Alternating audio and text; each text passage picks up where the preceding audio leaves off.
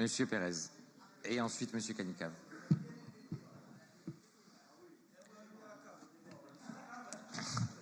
Monsieur le maire, chers collègues, les violences qui ont pu émailler ces derniers jours dans nos quartiers n'ont plus grand-chose à voir avec la mort de ce jeune Noël tué par la police à Nanterre le 27 juin dernier. Ça va. Ces violences... Et un peu de respect. Ces violences qui ont changé de nature, avec une intensité inédite, des niveaux extrêmes, des pillages de commerce, nous les condamnons fermement. Toutefois, elles ne doivent pas nous empêcher de réfléchir sur les solutions à apporter et les causes de ces dérapages. Alors bien sûr, la facilité consisterait à dire il s'agit de délits, d'une atteinte à l'autorité et il ne peut y avoir d'autre réponse que la répression. Moi, je voudrais rappeler que depuis des décennies, nos politiques de la ville n'ont pas réduit la ségrégation sociale et ethnique. Nous avons des habitants dans des quartiers prioritaires, dans des quartiers difficiles, qui sont toujours de plus en plus pauvres, dans des situations de plus en plus précaires, et il s'agit chaque fois d'immigrés ou de gens issus de l'immigration, et souvent, ces caractéristiques, elles se renforcent au fil des ans. Pourquoi ? Dans la mesure où on observe que ceux qui réussissent, grâce à leur travail, grâce aux études, ils quittent le quartier et sont remplacés par des familles encore plus pauvres, qui sont elles-mêmes issues d'immigration encore plus lointaines. Je sais que nous n'aimons pas parler de ghetto, mais dans nos quartiers difficiles, il s'agit bien d'une ghettoisation.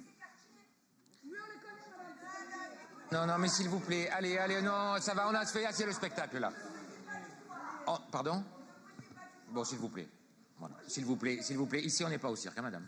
Il n'y a personne qui vous pointe du doigt, et ici, on n'interpelle pas les gens comme ça. Madame Guedjali, eh oh. On s'écoute, s'il vous plaît. Non, mais on essaie de se tenir, en fait, un peu ici. Vous êtes conseillers municipaux, les uns et les autres, quels que soient vos bancs. Vous êtes dans un moment particulier, s'il vous plaît. S'il vous plaît. Je suis d'accord. Tout le monde doit rester calme. C'est Fabien Pérez qui a la parole. Madame, si vous voulez vous exprimer, vous aurez la parole. Il n'y a pas d'un côté, chers collègues, les bons et les méchants, ceux qui ont le droit de parler de nos quartiers et ceux qui n'ont pas le droit d'avoir une réflexion sur ce qui se passe dans notre ville. Les pauvres et les immigrés sont contraints de vivre ensemble et peu à peu, le ghetto se constitue à l'intérieur même de nos quartiers. On observe que les garçons qui échouent plus à l'école que les filles occupent la rue. Les familles de ces quartiers se replient et les écoles et les établissements sociaux sont perçus comme étrangers au quartier. Et ce qu'on constate, c'est que malgré nos politiques locales, malgré un engagement fort des travailleurs sociaux, un engagement fort des enseignants dans ces quartiers, les habitants se sentent mis à l'écart en raison de leurs origines, en raison de leur culture, de leur religion ou même tout simplement de leur adresse. Les quartiers enferment ces habitants, elles les excluent en même temps qu'elles les protègent. Ce que l'on doit bien avoir en tête pour comprendre les dérapages de ces derniers jours, c'est que la discrimination n'est pas un fantasme. On la mesure tous les jours et on sait qu'un jeune d'origine étrangère qui vit dans un quartier réputé difficile a beaucoup moins de chances qu'un autre de trouver un emploi à qualification et à compétences égales.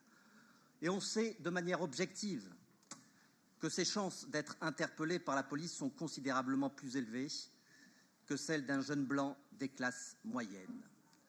Et parfois, la discrimination, elle est plus subtile. Quand le collège du quartier, qui concentre des élèves pauvres, qui sont immigrés, qui sont issus de l'immigration, ses chances de réussir sont nettement plus faibles que celles qu'il aurait eues dans des établissements socialement et culturellement plus mixtes. Le niveau d'ambition dans ces collèges est bien sûr plus faible. L'émulation joue moins, il y a moins de relations et de soutiens familiaux efficaces. D'ailleurs, les habitants de ces quartiers, qui le peuvent, essaient de fuir le collège du quartier. La seule répartition spatiale des inégalités sociales et culturelles est en elle-même discriminatoire. Tous les jeunes des quartiers ont ce sentiment d'être prisonniers d'un destin social et racial figé. Et c'est à cela que nous devons nous atteler si l'on souhaite changer l'avenir de notre ville. Alors la question que l'on peut se poser, c'est évidemment, est-ce qu'on discrimine plus aujourd'hui qu'hier? La réponse est bien sûr non. Mais en revanche, on a aujourd'hui un droit à l'égalité qui s'est renforcé parce que nous devons tous avoir les mêmes chances de réussir. Nous devons avoir des politiques de la ville plus ambitieuses, plus efficaces. Et notre groupe appelle le gouvernement qui est en train de réfléchir sur le contrat ville qui apparaîtra, le nouveau contrat ville qui apparaîtra, qui sera mis en œuvre à partir de janvier 2024, à tenir compte de ces événements des derniers jours pour être plus pertinent et plus efficace. Je voudrais saluer la présence dans cet hémicycle de notre collègue élu de la commune de la Seyne-sur-Mer, Hakim Bouaska, qui a été passé à tabac il y a quelques jours, quelques semaines, par des militants de Reconquête. Il est ici présent et on voudrait lui témoigner notre solidarité.